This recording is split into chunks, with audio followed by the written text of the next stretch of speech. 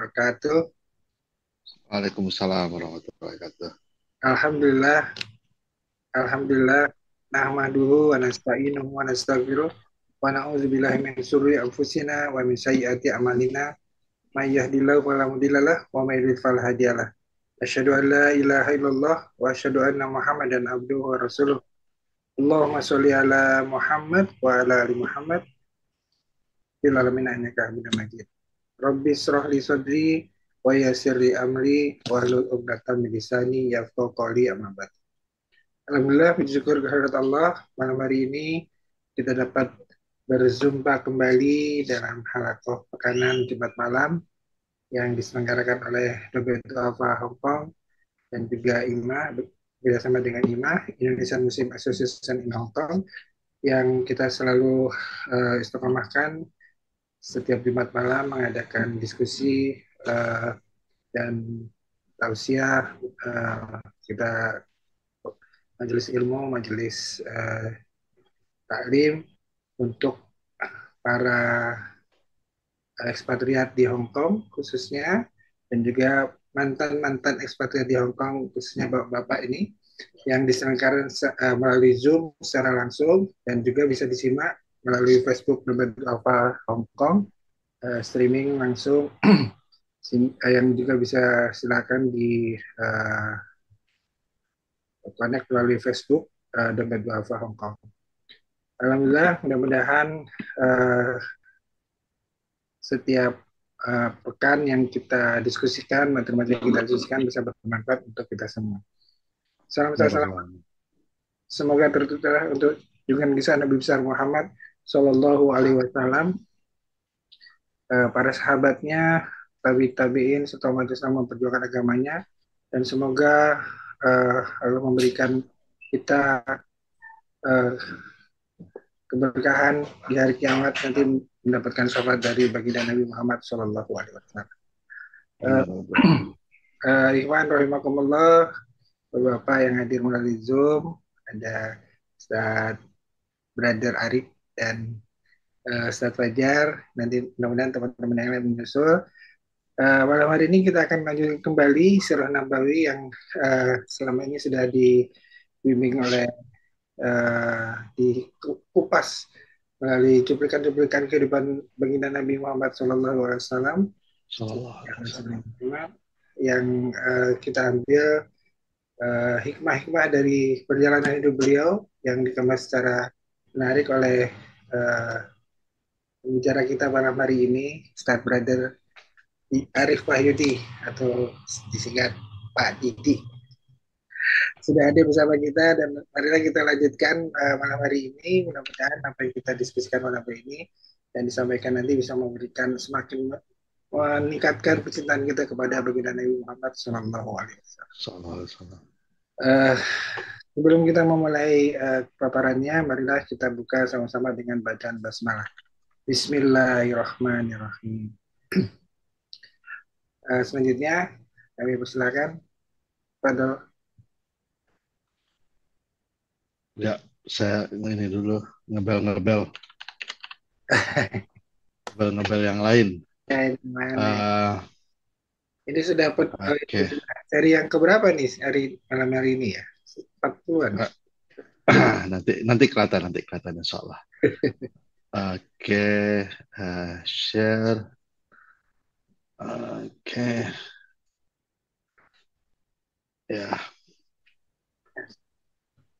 Ya, jadi kita mulainya waktu itu Februari 2022. Masya Allah. Wah. Tabarakallah. Jadi udah, ya walaupun tidak tiap bulan, tapi ini ada gitu. Jadi Bismillahirrahmanirrahim. Alhamdulillah, assalatu wassalamu ala Rasulullah wa alihi wa sahbihi ajma'in. Alhamdulillah Allah pertemukan kita lagi malam ini, insya Allah kesempatan yang baik buat kita setelah selama seminggu bekerja dan berkarya, walaupun masih ada hari Sabtu Minggu untuk bekerja dan berkarya lagi, tapi jadi kita untuk berkumpul, bersilaturahmi, dan pada saat yang bersamaan mencoba mempelajari ilmu-ilmu tentang hari akhirat nanti lebih tepatnya ilmu-ilmu untuk di dunia ini yang bermanfaat nanti insya Allah di akhirat juga. Seperti biasa, saya akan uh, bercerita sedikit tentang cuplikan kisah Nabi Muhammad SAW yang saya sarikan dalam bentuk cuplikan-cuplikan kecil yang kalau tidak salah saya kita sudah ini nggak tahu nih kayaknya saya perlu komputer baru kayaknya udah makin pelan gitu. Atau Sudah terlalu dua banyak tahun, edit kali. sudah 2 tahun, udah penuh banget. Jadi kita udah sampai ke 43, jadi 43 cuplikan. Dan saya sudah merangkumkan sampai 47. Saya perlu baca-baca lagi bukunya. Mungkin ada beberapa lagi yang mau saya sarikan. Mungkin bayangan saya ada sampai 50-an lah. Mungkin ada beberapa cuplikan sampai nanti di akhir hayatnya Rasulullah SAW. Ya terakhir kita sampai 43. Jadi malam ini kalau kita habisin 44, 45, 46, 47 ini maka berakhir. Tapi insya Allah belum berakhir karena saya masih bisa baca-baca lagi. Masih banyak pearl sama gem yang bisa kita ekstrak dari kehidupan Nabi Muhammad SAW. Jadi tadi tadi saya pagi-pagi baca-baca tentang ibu kita ibunda Aisyah radhiallahu anha. Mungkin nggak banyak yang tahu. Jadi kalau misalnya kita di quiz gitu kan, siapa eh, ibunda Aisyah radhiallahu anha itu pasti nggak banyak yang tahu gitu. Oh ya dia syekha pengapa riwayat hadis banyak ya. Tapi banyak di antara kita yang nggak tahu Rasulullah SAW itu menikah bersama beliau hidupnya cuma 8 atau 9 tahun dari usia 9 sampai 19 18 dan beliau radhiyallahu anha itu meninggal tahun 50 umurnya 50-an 54. Jadi hidup bersama Rasul itu cuma 9 tahun 8 tahun tapi kehidupannya dia selam menjadi penasehat menjadi alimah kemudian menjadi tuntunan dan seterusnya itu banyak sekali sebenarnya kisah-kisah hidup dia subhanallah yang masih kita ekstrak dan memang itulah uh, kenapa Allah lestarikan kisah-kisah mereka itu karena memang bermanfaat buat kita. Jadi hanya sekedar ini aja, jadi sekedar saya punya saya pernah buat satu rangkuman hidup mengenai Asyar Radhiyallahu mungkin habis kisah Nabi Muhammad mungkin kita bisa ke kisah-kisah para istri Nabi gitu ya. Jadi ada unik. Baik, jadi kita mulai dengan topik kita yang ke-44 kepatuhan. Walaupun dalam keadaan sulit sekalipun kepatuhan ini apa namanya ya kepatuhan itu sesuatu yang obedient ya, tapi walaupun dalam keadaan sulit seperti biasa sebelum dimulai saya suka mengutip tokoh-tokoh non Muslim yang sangat kagum dengan Nabi Muhammad. Jadi fakta-fakta yang ada menghilangkan gagasan atau ide yang banyak ditulis orang-orang Kristen tentang umat Islam kemanapun mereka pergi itu memaksa orang untuk menerima Islam dengan ancaman pedang itu bukan pernyataan yang benar sebenarnya gitu. Justru kalau kita baca faktanya itu justru tidak ada memaksa the Islam was not spread by sword gitu. Jadi nggak ada ide itu sebenarnya. Itu hanya adalah ide-ide orang-orang yang tidak mau membaca secara serius. Jadi kalau kita baca sumber Nabi Muhammad SAW itu dengan dua aja, dengan niat ingin belajar dan ingin cari tahu, yang kedua dengan metode pembahasan histori yang benar, maka harusnya tidak ada orang yang berkata seperti itu. Ini ucapan Lawrence Edward Brown, jadi saya lupa tahun berapa dia meninggal, itu penulis buku The Prospect of Islam. Buku ini diterbitkan tahun 1944 di London. Jadi dia mencatat tentang kehidupan prospek Islam di kedepannya. Masuk kita ke topik kita itu kepatuhan dalam kondisi sulit. Jadi meskipun besar dan kecintaan kita dan kekaguman kita gitu, tapi apakah kita sanggup menjalani perjuangan itu maksudnya, terutama di masa-masa yang sulit. Gitu. Jadi walaupun kita kagum, jadi walaupun kita salut dengan perjuangan Rasulullah gitu. Kadang-kadang suka ada yang ini suka menghayal, seandainya aku hidup bersama Rasulullah, seandainya aku hidup bersama di zaman sahabat, pastilah aku yang akan berjuang mati-matian untuk mengorbankan hidupku untuk membela Rasulullah. Banyak kali saya pernah mendengar orang-orang berkisah seperti itu. Ada satu kisah setelah wafatnya Rasulullah SAW. Jadi kata-kata seperti itu bukan kata-kata yang rupanya para tabiin juga pernah ada yang berujar seperti itu. Salah seorang tabiin ini berkata, kalian tuh katanya kalau aku hidup bersama Rasulullah maka gitu. Seakan-akan dia akan memperjuangkan Islam. Iya, kalau hidup bersama Rasulullah jadi Abu Jahal kan gimana gitu, atau menjadi Abu Lahab. Nah, Hudzaifah radhiyallahu anhu itu mendengar gitu. Kalian ini jangan sok-sok berandai lah, jangan berandai-andai gitu. Kemudian Hudzaifah menceritakan suatu kisah, yaitu di perang Ahzab. Kalau mungkin masih ingat perang Ahzab, Pak Adi masih ingat perang Ahzab ya. Perang Ahzab itu di mana semua kafir Quraisy itu ber berahzab ya, berserikat dia dengan orang-orang seluruh Jazirah Arab itu, suku-suku yang ada di situ. Kemudian mereka fitnah, kemudian ini supaya mereka untuk menyerang, ini suatu kekuatan yang harus kita musnahkan sekarang. Jadi semua orang Arab sekeliling Jazirah itu ingin menyerang Madinah. Gitu. Mereka yang disebut dengan konfederasi. Kan. Jadi pasukannya bukan hanya orang Quraisy tapi juga dari suku-suku yang lain. Termasuk kerjasama dengan beberapa suku Yahudi di Madinah. Ya kan? Mereka juga ikut berkomplot. Gitu. Banyaklah kisah-kisah yang kita dengar. Jadi di perang Azab itu hari itu malam itu gelap sekali. Jadi malam mencekam dan para sahabat itu katanya saking gelapnya malam itu mereka tidak mampu melihat jari mereka sendiri. Jadi saking ini ya, saking gelapnya, saking mencekamnya, saking gelap dan kemudian dinginnya lagi gitu. Semua berkumpul dan mereka semua ketakutan, ketakutan apa yang terjadi. Kemudian mereka meninggalkan keluarga mereka juga gitu. Itu kalau mungkin pernah dengar kisahnya, itu wanita sama anak-anak kan dikumpulkan di satu tempat gitu.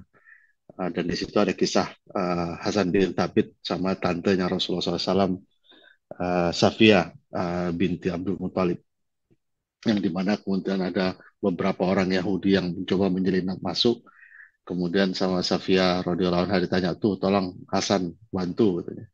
Hasan itu satu-satunya laki-laki yang nggak mampu perang. Dikasih pisau dia ketakutan, aku megang pedang aja nggak bisa, apa suruh pula pegang pisau katanya kan. Jadi akhirnya Safiyah radhiyallahu anha yang turun tangan, beberapa tentara atau orang spy-nya orang Yahudi ini ditebas kepalanya sampai akhirnya mereka ketakutan. Nah itu balik lagi kita ke kisah ini. Jadi para sahabat itu dalam keadaan gelap gulita, dalam keadaan ini di mana di luar Mekah itu, di luar Madinah itu semua pasukan konfederasi itu udah ingin menyerang, ngumpul gitu. Dan itu di bawah siapa? Tak lain dan tak bukan adalah di bawah Abu Sofyan dan suku Bani Quraiza yang berkhianat. Jadi ada tiga suku ya, Bani Qainuqa, Bani Quraiza, sama Bani Nadir. Itu Bani Quraiza ini yang berkhianat. Jadi mereka yang ngasih jalan masuk ke dalam gitu. Jadi masih dalam malam itu. Jadi malam itu betul-betul ini. Kemudian beberapa orang, nah selain mereka udah ketakutan, nah beberapa orang Muslim yang mengaku Muslim itu pamit pulang.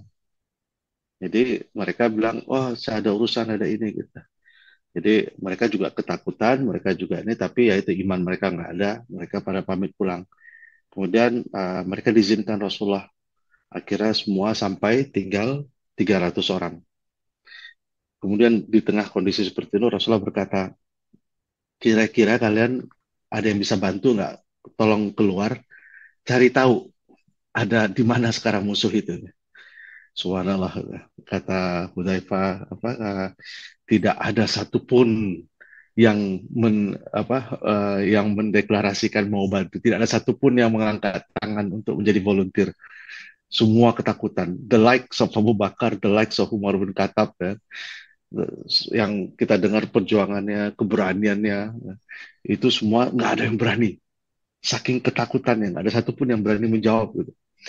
Itu pasti tanya gitu, Rasulullah jawab lagi, nggak ada siapa yang bisa bantu, tolong lihat keluar gitu. Nggak ada satupun sahabat yang berani angkat tangan gitu. Saking takutnya.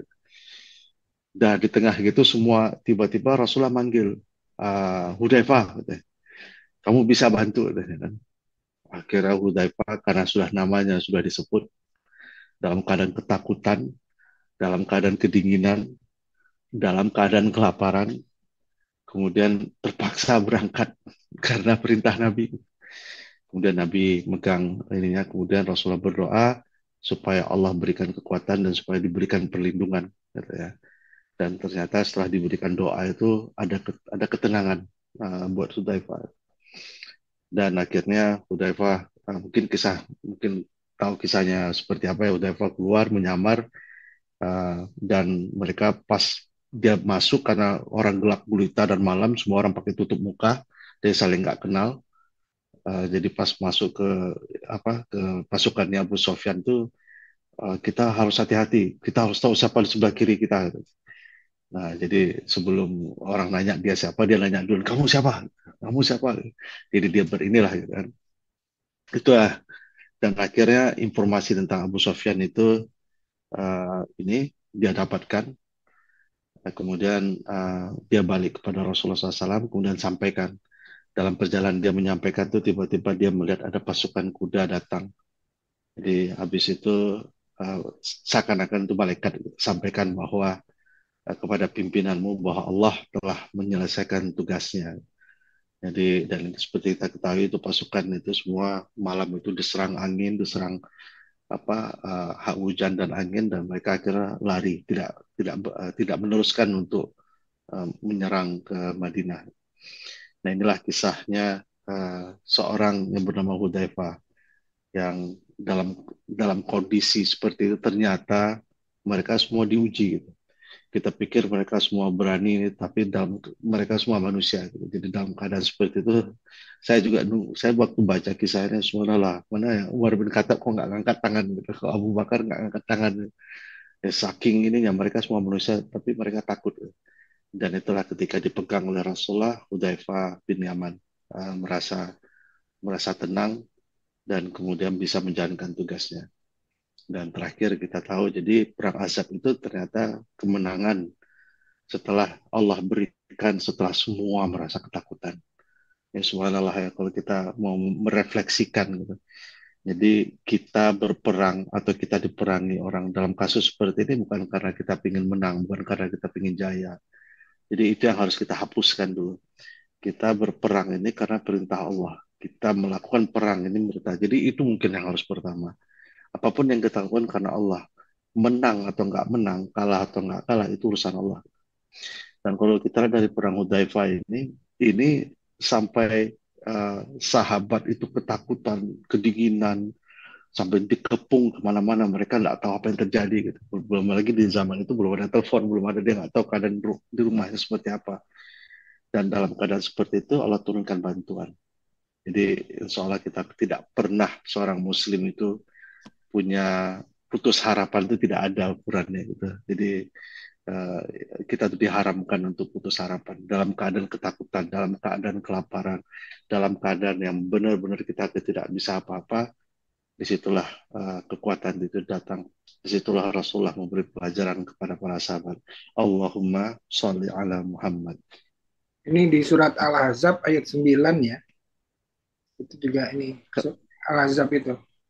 Tadi malam pas baru baca ini perang yang mana? Tapi saya kira ini perang Hondak. Ternyata ini ada perang Azab ya. Sama itu perang Khandak sama. Perang Khandak, Khandak itu artinya parit, Ah, Ahzab itu artinya konfederasi. oh, Jadi tapi perang Ahzab perangnya dua-duanya sama. paritnya di sini juga ya. Di perang Ya, di parit itu juga situ. Jadi mereka gali parit, kemudian pas pasukannya datang malam itu, semua pasukan itu lagi retreat dulu untuk mau balik menyerang, tapi ternyata hujan, kemudian malam, kemudian angin, dan akhirnya tuh berantakan semua Jadi ini mereka. ayat 9 nih kan, wahai orang-orang yang beriman, ingatlah akan nikmat Allah yang telah dikaruniakan kepadamu ketika bala tentara datang kepadamu, lalu Ya, kamu kirimkan kepada mereka angin topan dan bala tentara yang tidak dapat terlihat olehmu. ya, Allah melihat apa yang kamu kerjakan. Ini yang tadi subhanallah. itu ya. Ya. Jadi kalau secara ukuran matematika kalah. Jadi memang udah serangan dari mana-mana gitu kan. Ternyata parit itu hanya bisa menahan sementara. Karena dari belakang itu pintunya dibocorin sama Bani Quraiza itu supaya Bani Quraiza itu kan hidup bersama dengan orang Madinah. Mereka punya perjanjian untuk saling inilah. Jadi kalau kita diperangi, kita harus saling bantu gitu. Orang Jadi munafik. tapi ternyata mereka menjadi munafik, mereka malah membuat bocoran untuk tentaranya Abu Sufyan bisa masuk dari belakang.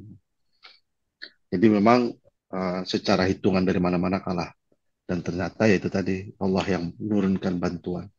Jadi jangan pernah kecewa, apalagi kalau kita kaitkan dengan kasus saudara-saudara kita yang sekarang di Palestina. Insya Allah ketakutan mereka atau ini mereka tuh menjadi kisah-kisah seperti ini menjadi kekuatan buat kita. Dan dari kisi kita yang mereka semua diuji, kita sebenarnya diuji. Kita juga diuji. Kita tidak diuji dengan sakit, dengan bom, dengan kelaparan, tapi kita diuji seberapa mampu kita untuk membantu mereka dari sisi doa, dari sisi penyebaran lewat media sosial media kita dan seterusnya dan seterusnya. Siapa yang care sama mereka ya kita harus kita ini, dan kita tidak boleh putus asa karena ya bantuan Allah. Jadi memang selagi Allah itu necessary being, semua ini contingent gitu. Semua ini bisa diatur oleh Allah. Baik, kita masuk ke topik yang ke-45, itu membela Nabi. Seperti biasa, ada sebuah kutipan, atas dasar kitab suci, setiap yang ada di dalamnya menjadi hukum. Dia menciptakan, ini karena terjemahan bahasa Inggris, saya jadiin ke agak kampungan sih, ke Google Translate. Tapi karena bahasa Inggris itu ini banget gitu, bahasa Inggris itu susah banget menerjemahkan bahasa Indonesia tanpa Bahasa harus aslinya aja dulu, Bre. Baru itu di kelas yang berbeda itu kalau pakai bahasa ini. Jadi uh, uh, kitab sucinya itu menjadi dasar hukum dan menjadikan orang-orang yang sangat spiritual, dan mereka memadukan semua bangsa-bangsa dari setiap bahasa dan ras. Beliau inilah meninggalkan ciri yang tak akan mungkin bisa dilupakan dalam Muslim, yaitu kebencian terhadap Tuhan-Tuhan berhala dan kecintaan terhadap Tuhan Maha Esa yang sifatnya tidak fisik. Patriotisme balas dendam terhadap pencemaran surga ini membentuk keutamaan para pengikut Muhammad. Ngerti nggak bahasanya? Google banget. Memang bahasa Inggris susah banget menerjemahkan. Pakai Mereka AI itu. menaklukkan AI. mereka menaklukkan sepertiga bumi, sepertiga dunia.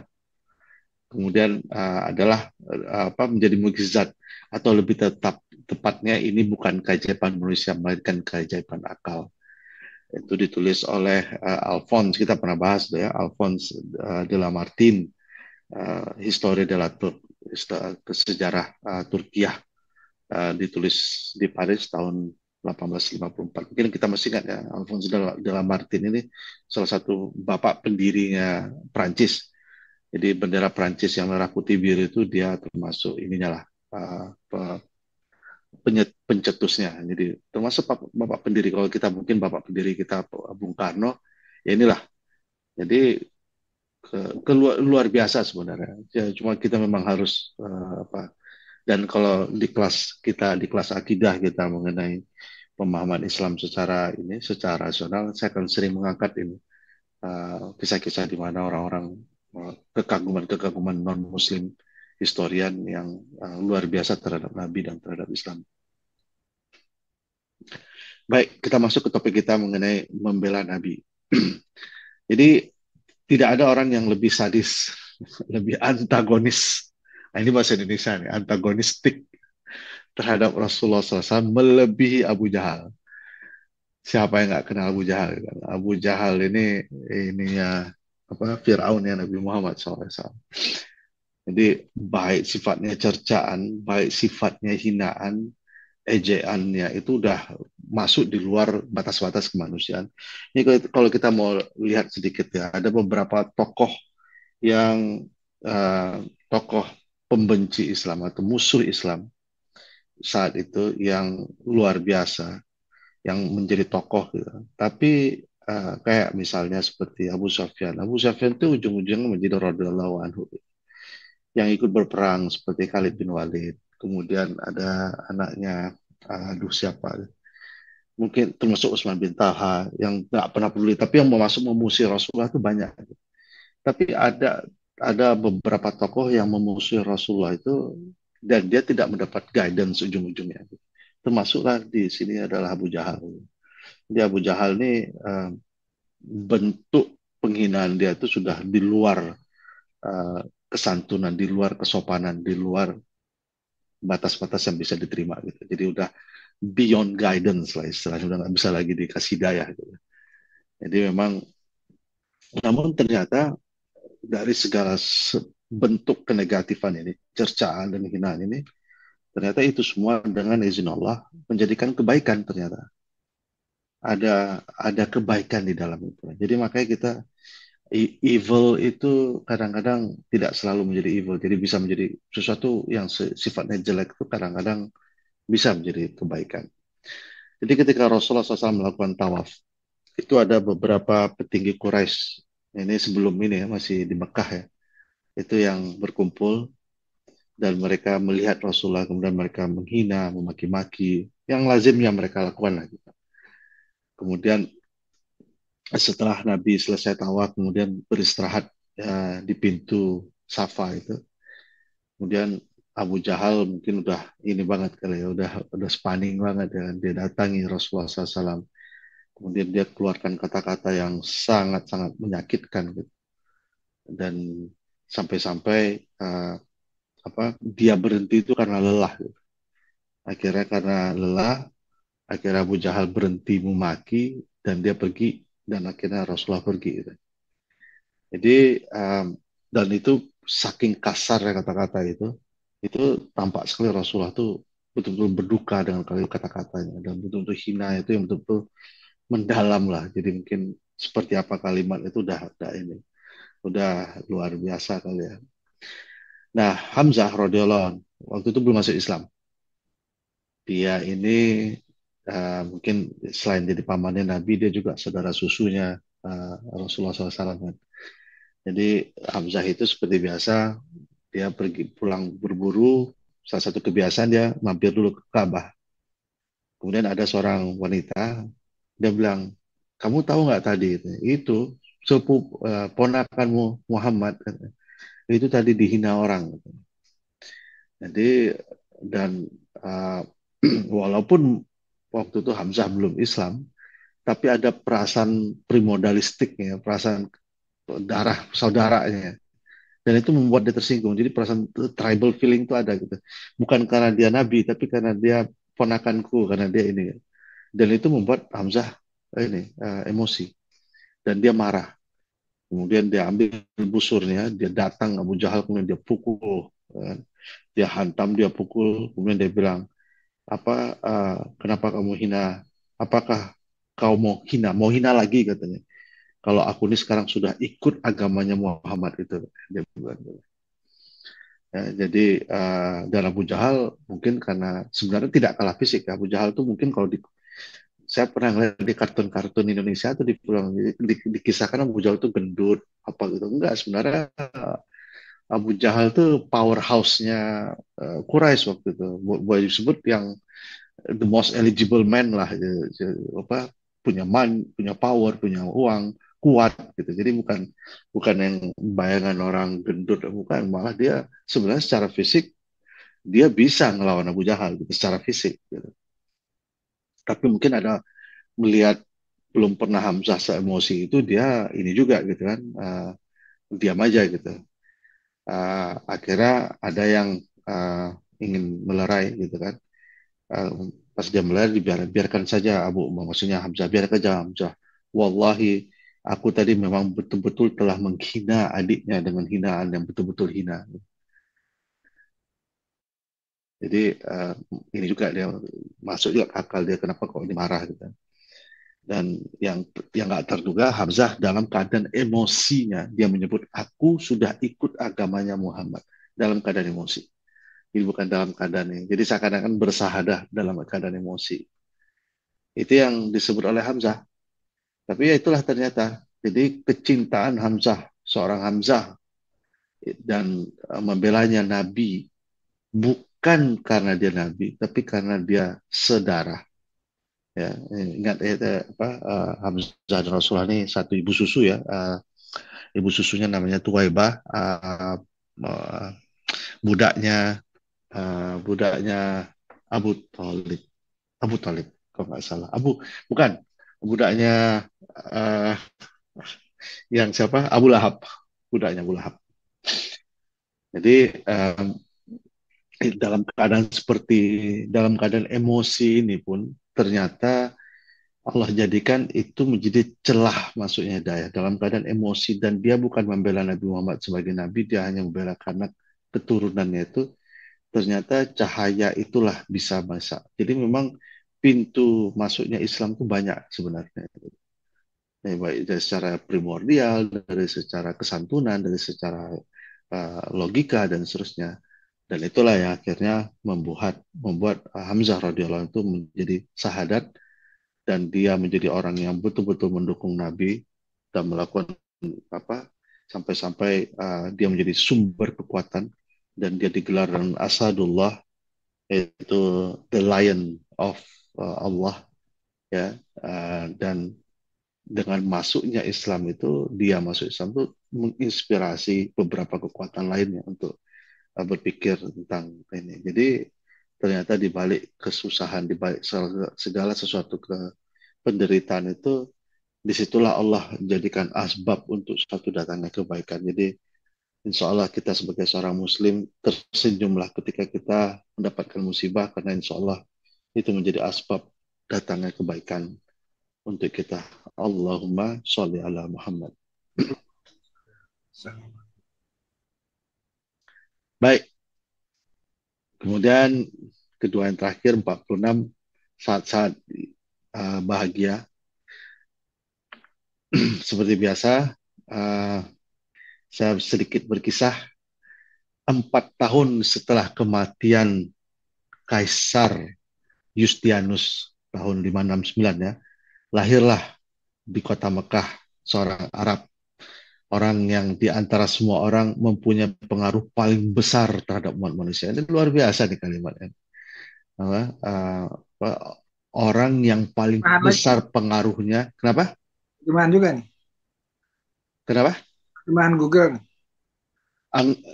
Sebenarnya walaupun saya terjemahan pakai Google, saya pakai sentuhan tulisan saya sendiri kok. Jadi cuma kadang-kadang terlalu berat menerjemahkannya karena bahasanya sendiri ini gitu.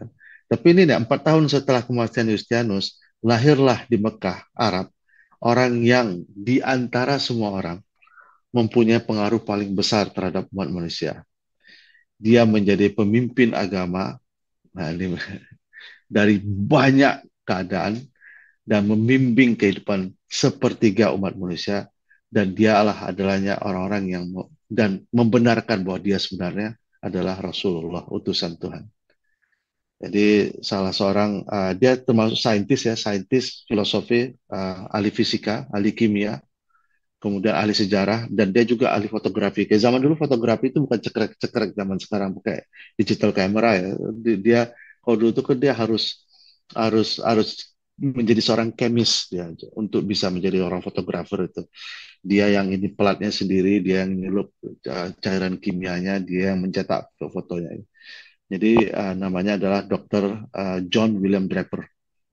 Jadi salah seorang pendiri intelektual di Eropa tahun 1811. Salah satu bukunya berjudul History of Intellectual Development in Europe, adalah salah satu buku yang menjadi pegangan. Jadi buku-buku yang salah satu yang menjadi pegangan uh, apa namanya buku-buku yang sangat kemajuan intelektual di Eropa itu bergantung dengan buku ini. Jadi this is not a simple person ya. Jadi ini bukan orang ecek-ecek ini orang serius. Gitu.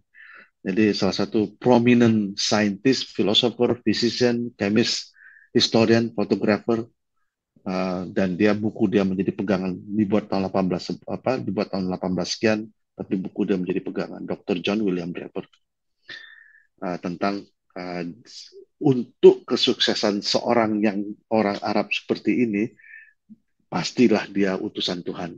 Jadi nggak masuk akal kalau dia nggak mungkin ini bisa. Jadi itulah luar biasa sebenarnya.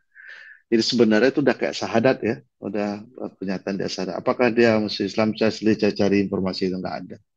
Jadi dia tetap seperti ini, walau alam.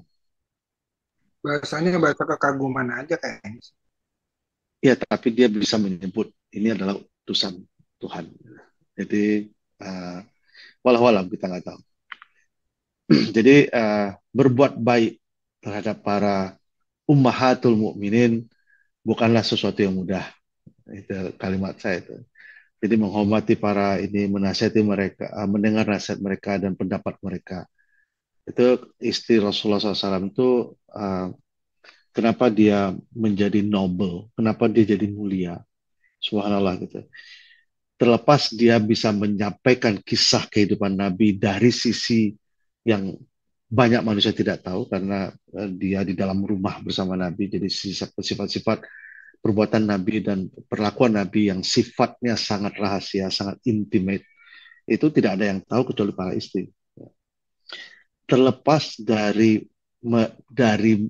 para ibunda, inilah kita dengar tentang Nabi. Terlepas dari itu, mereka menjadi saksi kemuliaan Nabi saja sudah menjadi sesuatu yang luar biasa. Subhanallah. Mereka menjadi saksi kemuliaan Nabi. Karena it is easy to become good, ya, to pretend to be good out in the public.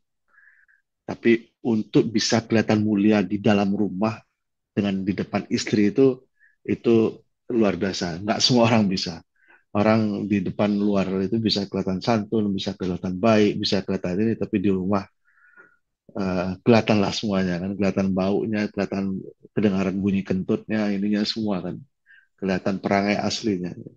Dan itu bisa zaman sekarang bisa diantar tenar di belakang ini, ternyata di rumah kita nggak tahu gitu, bisa ditutup-tutupi gitu. Jaim, Tapi jaim. ya, tapi kalau Rasulullah luar biasa semua istri Nabi ininya pengakuannya terhadap. Jadi mereka terlepas dari mereka berkisah tentang Nabi, mereka hidup bersama Nabi dan menjadi saksi kemuliaan Nabi itu is a wow already gitu. Udah sesuatu yang luar biasa gitu. Jadi pernah Abu Bakar radhiyallahu datang berkunjung ke rumah Rasulullah. Nah, ini Abu Bakar nih punya punya ini spesifik nih. Pertama, dia teman dekat Rasulullah sejak kecil. Jadi udah tahu Rasulullah lah. Ya, teman dekat kan. Jadi masuk ke rumah itu gampang. Itu yang pertama. Yang kedua, istrinya Rabi, yaitu Aisyah radhiallahu anha, ibunda Rasul Aisyah itu adalah anaknya. Jadi nggak perlu pamit dia kan. Masuk tuh udah tinggal masuk aja gitu. Jadi dia punya punya privilege itu Abu Bakar radhiyallahu anhu. Pada saat itu di rumah biasalah antara istri dan suami gitu ada sedikit ketegangan. Jadi Aisyah radhiallahu anha itu uh, sedang marah sama Nabi. Jadi makanya istri Nabi ini punya ini kekhususan. Gitu. Dia bisa saja menolak kalau lagi ngambek, bisa saja dia menolak anjuran Nabi atau perintah Nabi. Gitu. Tapi kalau kita menolak perintah Nabi itu kan maksudnya kufur. Gitu. Tapi kalau para istri dia punya ada leeway lah, ada ini sedikit. Jadi Aisyah ini sedang marahi Nabi. Dan Abu Bakar yang terkenal sabar, yang terkenal luar biasa sabar menahan ininya. Tapi pas melihat Rasulullah dikata-katain anaknya sendiri, itu nggak kuat juga dia menahan emosi gitu kan. Jadi, kok kayak gini nih katanya, ini Nabi nih main dibentak-bentak gini gitu kan. Kurang lebih seperti itu. Jadi saking emosinya itu Abu Bakar tuh sampai dia dekat ke Aisyah seakan-akan mau mau mau mukul atau mau nyubit gitu kan. Jadi udah kok kayak gini gitu kan. Dan Rasulullah langsung menangkap tangan Abu Bakar ditahan supaya Abu Bakar nggak bisa berbuat apa-apa gitu. Uh, habis itu kemudian Abu Bakar masih nggak enak, kaget dan dia pergi keluar rumah. dia keluar gitu. Jadi tadinya dia mau marahin Aisyah, mau dia pukul atau mau dia cubit atau apa gitu. Kemudian kata Rasulullah SAW sama Aisyah, tuh lihat tuh, aku baru saja menyelamatkan kamu dari orang itu katanya kan. Jadi Rasulullah dalam keadaan ini luar biasa, Rasulullah ini memang pantas ditiru untuk para suami. Jadi walaupun ini dia masih ada kelakar, masih ada menenangkan emosi gitu. Jadi kalau istri lagi emosi itu jangan suami ikut emosi gitu. Ini uh, Rasulullah itu sendiri pas saking sabarnya dia nggak mengeluarkan kata-kata Abu Bakar yang nggak tahan gitu. Jadi ini uh, pelajaran buat kita semua, subhanallah. Nah, beberapa hari berlalu, jadi setelah beberapa hari mungkin kan, Abu Bakar datang lagi. Nah, Abu Bakar pas lagi berkunjung, pas dia lihat, loh, Rasulullah sama Aisyah kok dalam keadaan baik-baik aja, kok mesra-mesra aja gitu kan. Kok, ya itulah namanya ini pertikaian suami istri kan. Jadi wajar itu. Jadi memang harus ada pertikaian itu memang is part of the, ini, is part of the family, is part of the blessing of Allah sebenarnya. Jadi dengan adanya pertikaian, dengan adanya ini itu seharusnya membuat kita semakin dekat, membuat kita semakin padu, membuat kita saling mencintai, membuat kita saling merasa bahwa aku butuh dia. Itu sebenarnya gitu. Itu hikmahnya semua. Melihat itu Abu Bakar pun ngomong gitu, izin ya aku masuk ya, izinkan aku masuk ketika kalian sedang damai seperti kalian dulu mengizinkan aku masuk ketika kalian sedang perang. Jadi kemudian Rasulullah, tafadhol silakan silakan gitu kan. Jadi itulah Nabi kita gitu. Jadi apa yang bisa kita lihat dari sini, cara Rasulullah bersikap dengan istri ya, cara Rasulullah bersikap dengan istri. Jadi pertikaian suami istri itu wajar, tapi yang pasti itu kesabaran seorang suami itu yang perlu. Dan ini terulang lagi di Umar bin Khattab ya, pernah dengar kisahnya ketika orang datang ingin melapor ke Umar bin Khattab karena ya, dia nggak tahan istrinya rewel. Pas di depan pintunya Umar bin Khattab, pas dia mau ngetuk, dia dengar dari dalam Umar bin Khattab lagi dimaki-maki juga sama istrinya gitu. Pas udah selesai dia keluar, katanya, orang tuh pergi gitu. Kenapa kamu pergi? Enggak, tadi saya mau ngadu katanya. Tapi pas lihat kamu juga lagi dimaki-maki, lagi dimarahin istri, saya nggak jadi ngadu gitu. Ya, jadi dari mana nih Umar bin Khattab belajar? Inilah dari Rasulullah. Jadi wajar. Jadi para suami seolah berkaca dari sini. Kalau kita mau asyhadu anna Muhammad Rasulullah, kita yakin Rasulullah itu adalah Nabi, Rasulullah itu adalah panduan kita. This is how you treat your angry wife, oke, okay? Gentlemen, this is how you treat your angry wife, oke? Okay? Belain nih istri. Siap. Ya, oke. Okay. Allahumma sholli ala Muhammad. Enggak nyari baru, Pak. Kasih para suami Baik.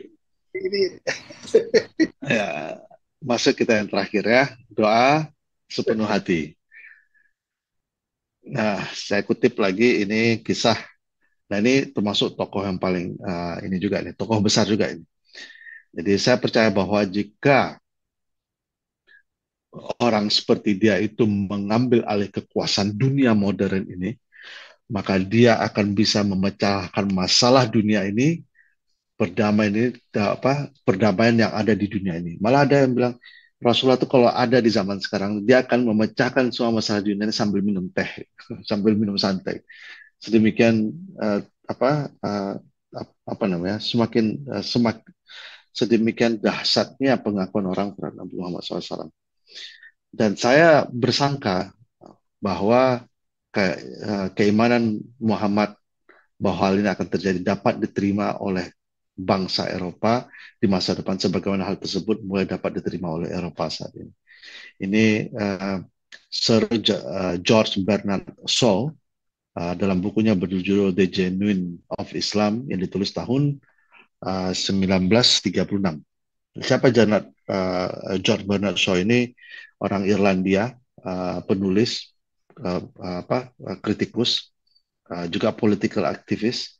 Dia banyak tulisan-tulisan dia di bidang teater, ya, di bidang kultur, politik, dan dia menulis beberapa banyak kan bangsa-bangsa tahun 18 itu kan terkenal teater, kemudian puisi dan seterusnya ya. Jadi dia termasuk orang-orang yang sangat highly respected dalam bidang teater dan dalam musik dan seterusnya, dan dia termasuk orang pemenang hadiah Nobel di bidang kesusastraan.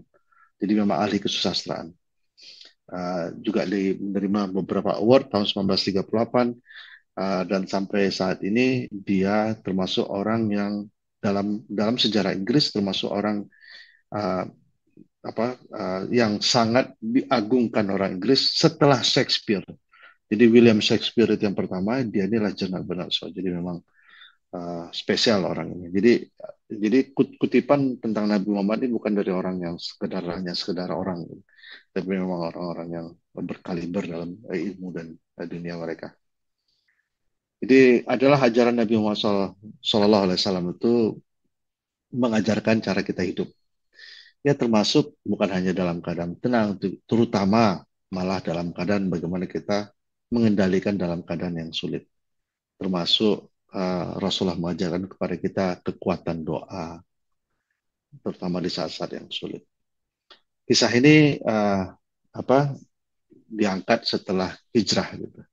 Jadi ketika para muhajirin itu datang nyampe di Madinah, itu masa-masa yang sulit. Ini kita nggak bisa bayangkan dengan yang ada di zaman sekarang. Kita travel, ada hotel, pesawat dan seterusnya gitu. Zaman-zaman mereka travel, apalagi ini bukan travel, ini hijrah. Hijrah ini meninggalkan semua harta benda mereka, ya, untuk bisa bisa beribadah. Maka saya kadang-kadang nggak setuju dengan kata-kata artis hijrah. Sebenarnya lebih tepat tuh artis tobat, gitu. Karena kata-kata hijrah itu Rasulullah tuh hijrah. Gitu. Kalau artis itu tobat, berbeda gitu. Jadi uh, Rasulullah itu ingin sama para sahabat tuh ingin beribadah dan memberitahu loh inilah Allah itu gitu untuk kebaikan semua, dan dia diserang dan dia hingga dibunuh sampai mereka meninggalkan semua tempat daerah mereka yang mereka cintai dan meninggalkan semua harta mereka. Jadi kata-kata hijrah itu kurang tepat untuk menggantikan kata-kata tobat. Kurang, sangat saya tersinggung sekali dengan kata-kata hijrah dipakai kata-kata tobat. Jadi kesannya Rasulullah tobat. Rasulullah bukan tobat, Rasulullah hijrah. Kalian yang tobat. Jadi memang ya itu Rasulullah itu para sahabat dan itu mengalami masa-masa sulit. Salah satu masa sulit yang mereka lakukan, mereka alami adalah karena perbedaan cuaca, dan perbedaan cuaca itu sangat berat. Jadi banyak para sahabat di 6 bulan pertama itu semua banyak jatuh sakit. Dan yang parahnya lagi Abu Bakar itu sampai demam, yang demamnya itu udah luar biasa sampai-sampai Aisyah radhiyallahu anha itu ketika berkunjung melihat ayahnya itu udah kayaknya udah dekat dengan kematian gitu. Jadi sampai-sampai Abu Bakar berkata, kematian lebih dekat daripada kami, kematian lebih dekat ke kami daripada sandal kami. Jadi memang parah sekali penyakit mereka. Kemudian Aisyah radhiyallahu anha kembali kepada Rasulullah dan berkata bahwa kondisi ayahku itu sangat mengkhawatirkan. Jadi kemudian apa yang terjadi berikutnya, Rasulullah mengangkat tangannya dan berkata, ya Allah, jadikan Madinah yang kami sayangi ini seperti engkau sayangi Makkah atau bahkan lebih sayang lagi. Jadi memang tidak ini ya, tidak mudah ternyata pindah itu, dan itu memang berdampak. Dan kemudian Nabi menunjukkan, dan berkahlah kami airnya, biji-bijiannya, dan jauhkan dari demamnya hingga Mahya ini satu tempat yang jauh ya. Itu kurang lebih 7 hari perjalanan dari ini. Dan doa itu yang diucapkan Rasulullah sepenuh hati, doa yang diucapkan perjuangan para muhajirin untuk sampai ke Madinah itu melewati perjuangan yang sangat-sangat luar biasa. It is from one suffering to another. Mau meninggalkan keluarga yang mereka cintai, meninggalkan tanah tempat mereka lahir, meninggalkan harta benda mereka yang mereka kumpulkan, dan mereka sampai di Madinah harus jatuh sakit. Jadi luar biasa perjuangan mereka. Makanya kalau kita sebut orang yang paling dekat dengan Nabi, orang yang paling merasakan perjuangan Nabi, ya para sahabat. Apalagi orang-orang muhajirin. kita harus punya bentuk level of apresiasi yang berbeda dengan para sahabat ini, karena memang they are part of apa namanya, the part of the spread of Islam. Dan akhirnya doa ini dikabulkan sehingga Madinah dijadikan tempat yang nyaman bagi sekarang. Jadi insya Allah sekarang tanggal berapa? Tanggal 1, insya Allah tanggal 3 minggu lagi. Insya Allah kalau Allah masih memberikan izin, insya Allah saya berangkat umrah. Saya bertemu dengan kotanya Nabi lagi, insya Allah. Betul-betul memang ada kenikmatan di Madinah. Nggak tahu, ada yang luar biasa gitu.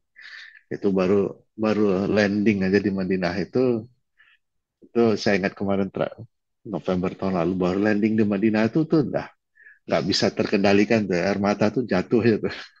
Pas mendekat masuk lihat apa Masjid Nabi, subhanallah. Jadi apa namanya, mukjizat sebenarnya kok Madinah itu satu kota yang benar-benar benar-benar semoga nanti insya Allah semua bapak-bapak yang ada di sini bisa datang kembali untuk melaksanakan umroh dan berkunjung ke Masjid Nabi. Allahumma sholli ala Muhammad. Baik Pak Adi, itulah tadi 4 cuplikan kisah Nabi kita Muhammad Sallallahu Alaihi Wasallam yang dalam 4 kisah yang berbeda, yaitu masalah kepatuhan, masalah pembelaan terhadap Nabi, masalah suami istri, kebahagiaan suami dan istri itu selalu datangnya setelah ada pertikaian atau keributan, dan Rasulullah mengajarkan kepada kita bagaimana cara yang baik untuk menangani istri yang sedang heboh. Dan yang terakhir doa yang diucapkan sepenuh hati itu berdampak bukan hanya para sahabat, sampai kita dampaknya. Jadi doa itu kalau disebutkan sepenuh hati, this is the power of doa. Oh Muslim, never forget the power of doa. Insya Allah kita akhiri kisah saya sampai di sini. Assalamualaikum warahmatullahi wabarakatuh. Waalaikumsalam warahmatullahi wabarakatuh. Ya, ini kayaknya bisa berlanjut nih. Dari momen kebahagiaan ini kan secuil kisah yang tadi.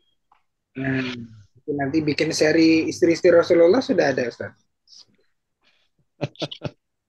Tapi dari Insya Allah ada. tangga tadi kan menarik kayaknya. Ini karena kita kan dari Facebook juga banyak dari umum lah yang kita bisa mengambil hikmahnya bagaimana ibunda ibu Ummul Mukminin ya. Ummul Mukminin kalau satu orang, kalau banyak Ummahatul Mukminin. Ummahatul Mukminin. Oke. Ya. Seru-seru. Di dalam konteks ini aja, nggak usah harus urut gitu, kayak cuplikan-cuplikan dengan Rasulullah, dengan Khadijah, dengan Aisyah, dengan yang lain. Saya nanti khawatir pingin pulang nanti. Nggak apa. Sama Ustadz Usnur juga jadi kepingin pulang juga nanti kan saya segan. Kenapa pulang? Istri pulang ke sini. Yoi, insya Allah bentar lagi Pak. Ya, kan mantap. Mohon doanya.